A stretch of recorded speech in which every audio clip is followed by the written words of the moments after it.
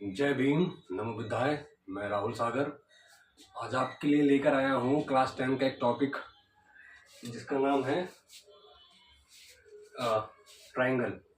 ये triangle chapter से एक टॉपिक लेकर आया हूँ। क्वेश्चन है, क्वेश्चन में क्या बोलता है ये देखते हैं।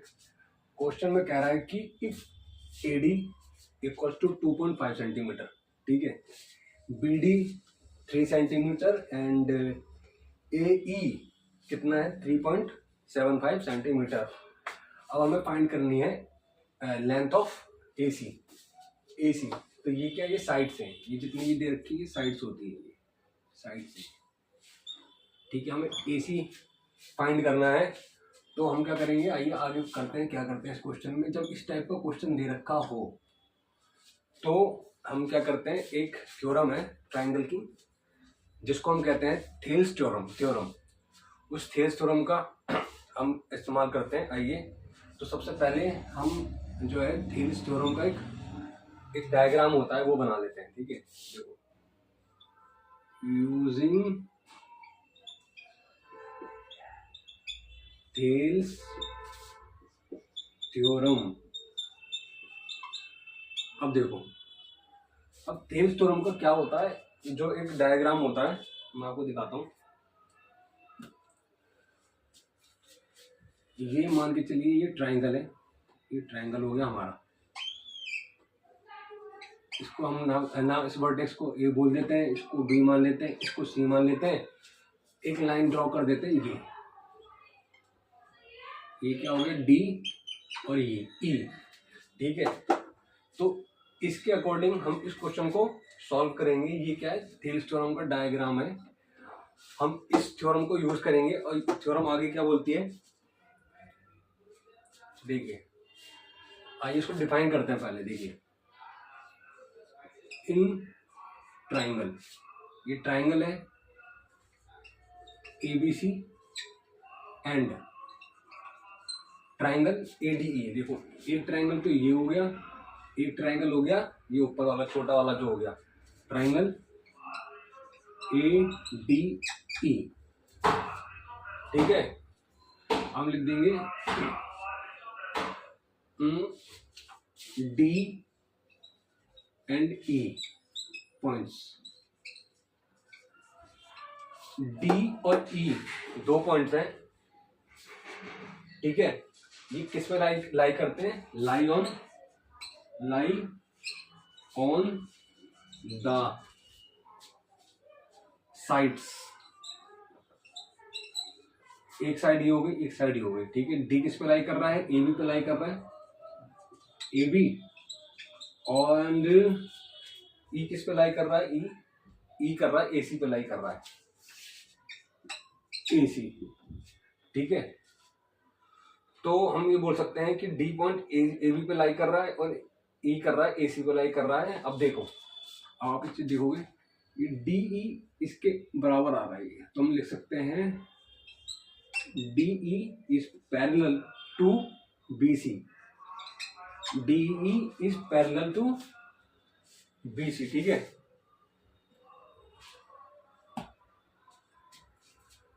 तो ये दो कंडीशन हमने बता दी है, ठीक है। अब एक चीज और देखना,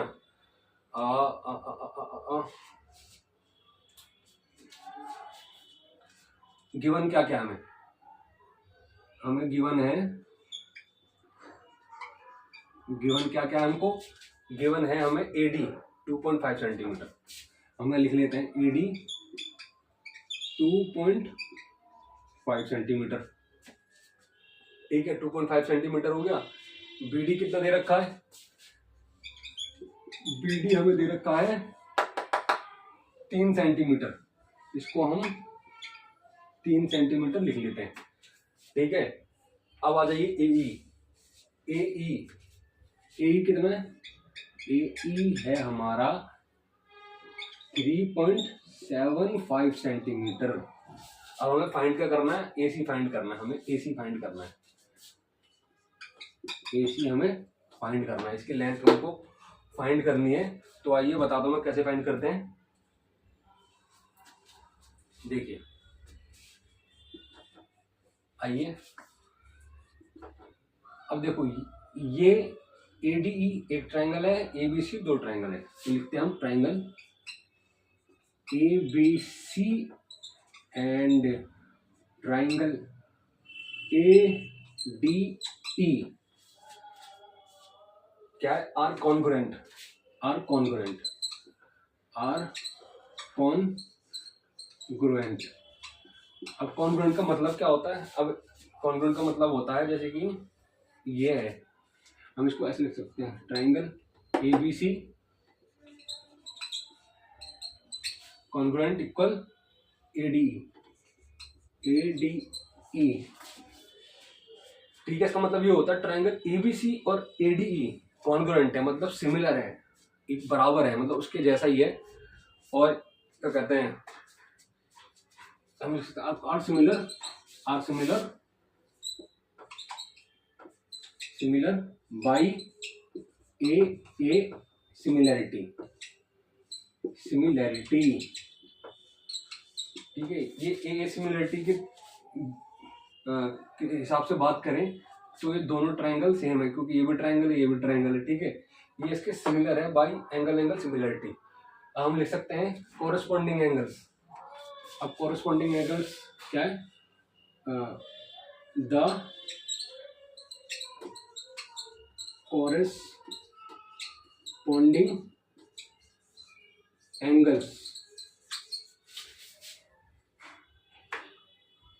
आर इक्वल, आर इक्वल ठीक है। तो इसमें क्या हम बोल सकते हैं, हम बोल सकते हैं कोरस्पॉन्डिंग क्या होता है, एंगल इक्वल होते हैं, ठीक है। अब हम आगे बढ़ते हैं, इसको एक रूल होता है प्रोपोर्शनैलिटी रूल, उस प्रोपोर्शनैलिटी रूल को हम आइए यूज करते हैं। तो मैं इसके नीचे लिख देता हूँ, ये इसके नीचे लिख देता हूँ, बाकी आप इसको एक बार, जो इसमें बेसिकली क्या होते हैं, ट्राइंगल्स के जितने भी क्वेश्चंस होते हैं इसमें मेनली थ्योरम्स पे ही काम होता है, थ्योरम को यूज करते हैं, और थ्योरम को यूज करने के बाद उसका पर्टिकुलर जो डाटा होता है उस पर हम वैल्यू पुट ऑन कर देते हैं और हमको आंसर फाइंड आउट हो जाता है। तो आइए अब इसको, इसके बारे में क्या करते हैं, यूजिंग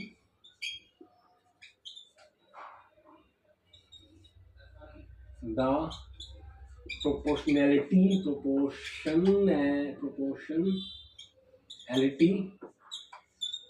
रूल।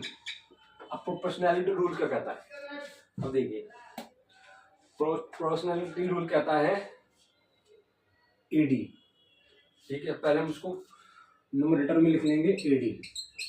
अब AD किसके इक्वल है, A के बराबर है, A के बराबर है डिवाइडेड बाई इसका कॉरेस्पॉन्डेंट है।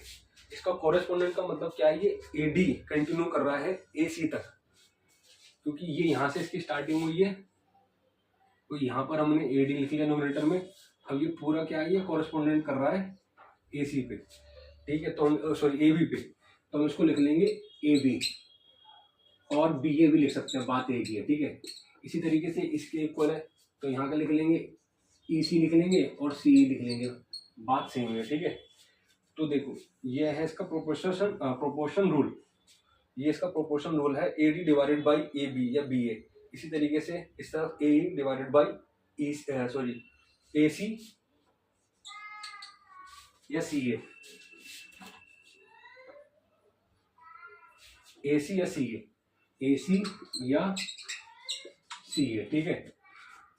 तो इसको ही हम क्या करेंगे, पुट ऑन करेंगे और आगे जो इसकी AC की वैल्यू हम फाइंड आउट कर लेंगे। तो आप इसको क्या है, स्क्रीनशॉट ले लो या फिर इसका आप वीडियो को पॉज करके देख लेना, और बाकी आइए मैं आगे चलता हूँ। तो ये जो इस टाइप के क्वेश्चंस होते हैं, ये बेसिकली थ्योरम वाइज ही आगे चलते रहते हैं। थ्योरम पढ़नी पड़ेगी, ज़्यादा वैसे कुछ आएगा नहीं इस चैप्टर के अंदर, और आएगा भी तो थ्योरम वाइज होगी, वो मैं करवा दूंगा। और इसके बाद आप देखिए, ये हमने प्रोपोर्शन रूल लिख लिया, इसको मैं रब कर रहा हूँ। आप उसके बाद देखिए, कुछ नहीं करना, कुछ रह नहीं गया क्वेश्चन के अंदर, बस आपको नॉर्मली जो वैल्यू गिवन है वो वैल्यू गिवन, सॉरी इसको मैंने रब कर दिया, एक मिनट जरा, इसको मैं चलो हटा देता हूँ, ऊपर क्वेश्चन में से देख लेंगे, ठीक है। तो इस टाइप के क्वेश्चंस होते हैं, बहुत इंटरेस्टिंग क्वेश्चंस होते हैं। थोड़े से लेंदी हो जाते हैं, लेकिन कोई दिक्कत नहीं है, रखे रखा है इसके मतलब आंसर होता है। ज़्यादा लेंदी क्वेश्चन से कुछ मतलब नहीं होता, बस आपको स्टेप बाय स्टेप चीज़ें याद होनी चाहिए और आप आराम से उसको टेक ओवर कर लोगे, सॉल्व आउट कर लोगे। ABCDE ये था। अब देखिए, अब हम बात करते हैं प्रोपोर्शन रूल की। AD डिवाइडेड बाई AB और BA equals to AE divided by AC और CA। ठीक है, तो AD क्या है? AD हमें गिवन दे रखा है, AD गिवन है, तो मैं यहाँ पर AD लिख लेता हूँ। AD कितना हमारा 2.5 सेंटीमीटर है। ठीक है, ये डिवाइडेड बाई AB और AC।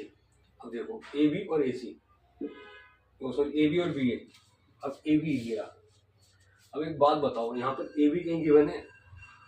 AB कहीं गिवन नहीं है। अब AB कहीं गिवन नहीं है तो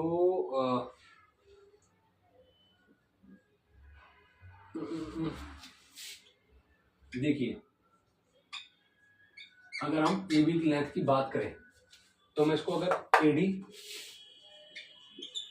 प्लस DB अगर इस तरीके से लिख दूं तो कोई दिक्कत है?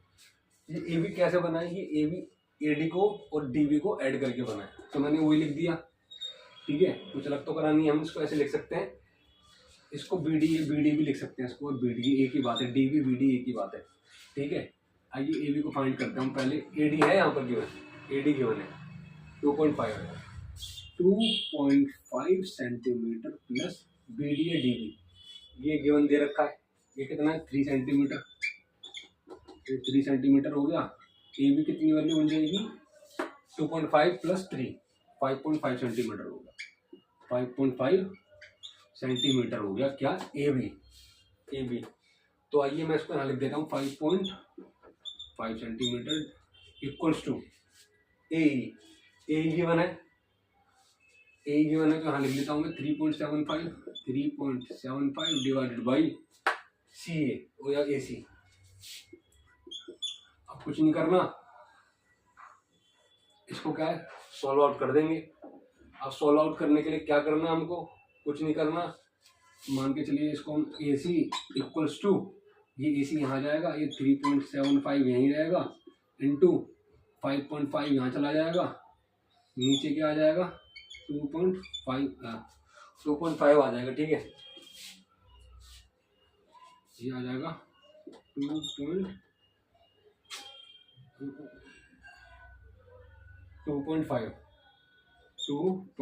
ठीक है, अब देखो, अब इसको हम कैसे ब्रेक करेंगे, मैं इसके आगे लिख देता हूँ।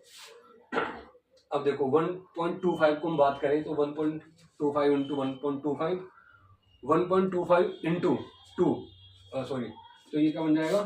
2.5। ये 2 से कट जाएगा, इसी तरीके से ये 3 से कट जाएगा। ठीक है, अब आपको कुछ नहीं करना, इसको इससे काट दो, ये कितना बन जाएगा? 1.5 बन जाएगा। अब 1.5 बन गया तो यहाँ कुछ नहीं करना, 5.5 1.5 मल्टीप्लाई कर दो। अगर आपको मल्टीप्लिकेशन आती होगी तो आप कर दोगे नॉर्मली। तो आइए मल्टीप्लिकेशन कैसे होगी इसकी मैं आपको बता देता हूँ। पहले आप इस पॉइंट को सबको भूल जाओ, आपको पॉइंट याद ही नहीं रखना। ठीक है, मैं पहले 5 को 55 से इंटू करता हूँ। 5 पंजे 25, यहाँ 2 की यहाँ से ला जाएगा, 5 पंजे 25 और 2 27, ये कितना बन गया? 275। ठीक है, अब देखो, 1 को 55 से इंटू करेंगे तो 55 बन जाएगा।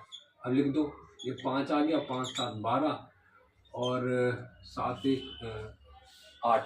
ठीक है, अब देखो पॉइंट, अब ये पॉइंट की बात आती है।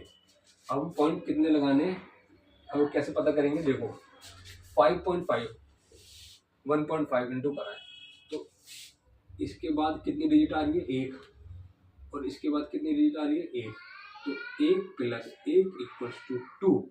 तो हम यहाँ से फाइंड आउट करेंगे। ठीक है, मान के चलिए ये ऐसे लिखा होता तो 1 डिजिट और दूसरी डिजिट। ठीक है, तो ये क्या बन जाएगा? 8.25 बन जाएगा। ठीक है, तो हम यहाँ क्या लिख देंगे? 8.25 सेंटीमीटर। तो ये इसका आंसर है। तो हम लिख सकते हैं the length of AC is 8.25 centimetre. ठीक है, तो ये इसका था आंसर, और ज़्यादा डिफिकल्ट था नहीं है। और इस तरीके से आप क्वेश्चन को कर सकते हैं। आप इसका स्क्रीनशॉट ले लो और वीडियो को पॉज करके भी देख सकते हो। तो ये जो क्वेश्चंस होते हैं ट्राइंगल्स के, ये थोड़ा सा प्रैक्टिस ज़्यादा मांगते हैं, बाकी कुछ है नहीं। तो सारे क्वेश्चन पे थ्योरम अप्लाई होती है कहीं ना कहीं, उन थ्योरम को अप्लाई करेंगे और क्वेश्चन को हम सॉल्व आउट कर लेंगे। तो इस तरीके के मैं क्वेश्चन लाता रहूँगा, और मैं यही बोलूँगा कि मेहनत करिए। मेहनत नहीं करोगे तो खामियाजा भुगतना पड़ेगा। और यही टाइम है कुछ करने का, मेहनत करने का। टाइम निकलने के बाद आपके पास टाइम नहीं रहेगा, तो उस टाइम को कंज्यूम करो, क्योंकि जो आपका काम है पढ़ाई करने का, उस पर फोकस करो बस। और आलतू फालतू की सारी चीज़ों को भूल जाओ।